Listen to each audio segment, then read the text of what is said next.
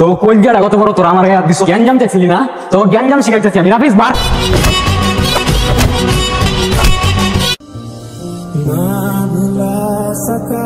ওই যে রুহি আসতেছে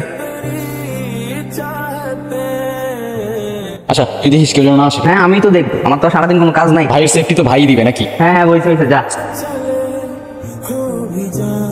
কিছু বলো না কেন? ক্লাস শেষ। ক্লাস শেষ না হলে কি এমনি এমনি আসি? তুমিও না কি আমি কিছু না। আচ্ছা একটা প্রশ্ন করি। করো না থাক কিছু না। বলো না, তুমি যদি এখন না বলো না আমার মাথার কথাটা ঘুরতে থাকবে। তুমি একটু আগে বললা না কিছু না, তাই আমি বললাম। আর তুমি আমার সাথে শোধ নাও না, তোমার সাথে আমার কথা। সরি সরি সরি আমি ওইভাবে বলি নাই তো। আচ্ছা শোনো, তুমি নাকি মারামারি করো। পোলাবেনের সাথে একটু ঝামেলা হইলে তেমন কিছু করি না। আর করো না প্লিজ। আচ্ছা তুমি আমার কসম করো। এইটুক বিষয় কসম করতো আমি তোমার বলছি না, এটুকিতে এনাফ তাই না? আচ্ছা তোমার গালে ওই কালির দাগ কিসের? ওই যে তোমাদের সেকশনের অঙ্কন আছে না, তুমি বলো কি করছো? আজকে স্কুল থেকে আসার সময়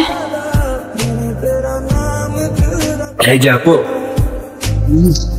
রাগ করে না তো, বাসায় গিয়ে মুখ ধুয়ে চলে যাবে। এখন আমি যাই। আচ্ছা তুমি সাবধানে যাও। আচ্ছা চল কই অঙ্কন রে মারতে। আবার কি করছো? রুহির গায়ে কলম দিয়ে দাগ দিছে। ওর এত বড় শ্বাস করতে গা চল পরে না মারতে পারলে আমার শান্তি হবে না ভাই।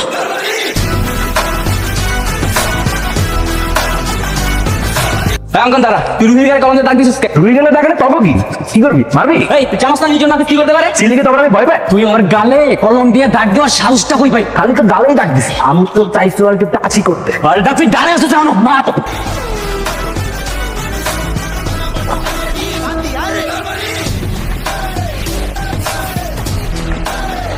আমার না ওর উপরে থেকে জিততে এখনো নামে নাই। রুহি আসছে, আমি একটু কথা বলে আসি। যা।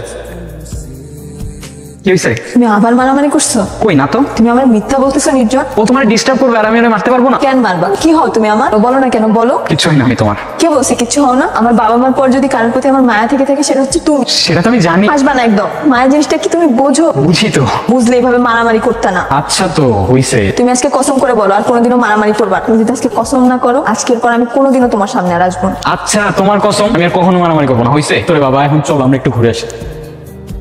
আচ্ছা তোমার একটা আঙুল টাচ করে, ওই যে বেস্ট ফ্রেন্ডরা এরকম করে মেলায় না, ওই টাইপের।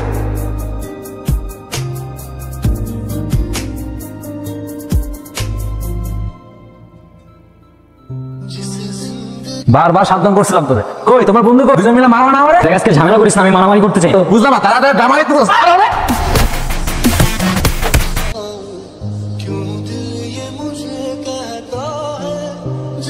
কিরে তুই খোঁড়ার দিস কেন? আর ব্লাক কিসের? অঙ্কন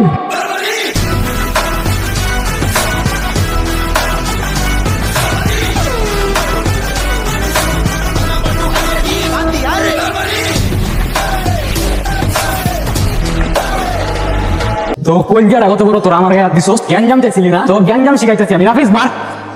মানুষ শিওস না তোরা জ্ঞান জাম করতেইছো। নির্জন আর নাফিসের লগে ফার্দার টাইম পাঙ্গা লইতে আসিস না। শুনবে একটা কথা বলি, তুই রুহির সাথে দেখা করবি না। যত ঝামেলা যা হইতেছে সব ওর জন্য হইতেছে। আজকে তোর কিছু একটা হয়ে যেত। এই আমি কি অঙ্কন রে ভয় পাই? তুই কথাটা বলার সাহস পাইলি কই? রুহির সাথে আমার কেন ফ্রেন্ডশিপ হয়েছিল জানোস? কারণ ক্লাস 7 থেকে 10 আমি পজিশন 1 ছিল। তুই আমারে বুঝাবি? তুই বাসা যা, তুই বুঝে দিকে যাও। জ্ঞান ইচ্ছা যা আপনার। তুমি কান্না করতেছো কেন? প্লিজ কান্না করো না। একটা শব্দও বলবা না তুমি। তুমি কসম দিছিলা আর সেই তুমি আবারও। বিশ্বাস করো আমি আর মারামারি করতে চাই না। তুমি আর আমাকে দেখতে পারবা না। খুব সস্তা লাগে না আমার ইমোশন? আমি সত্যি আর মারামারি করতে চাই না, আমার বিশ্বাস করো। আমি নিজের চোখে দেখছি তোমাকে। শোনো আমার কথাটা শোনো। ছোবা না তুমি আমাকে। আজকের পর থেকে আমার ফেসটাও আর দেখতে পারবা না। জানি না এই মুহূর্ত মানুষের জীবনে কেন বারবার ফিরে আসে, কিন্তু যখন আসে তোমার অভাবে আমার ভেতরটা চিৎকার করে কেঁদে ওঠে। আমার কষ্টে তুমি এখন আর কষ্ট পাও না, আমি কাঁদলেও তুমি ফিরে তাকাও না। অভিমানে চোখ মুছে শুধু দুইটি শব্দ উচ্চারণ করি, ভালো থেকো।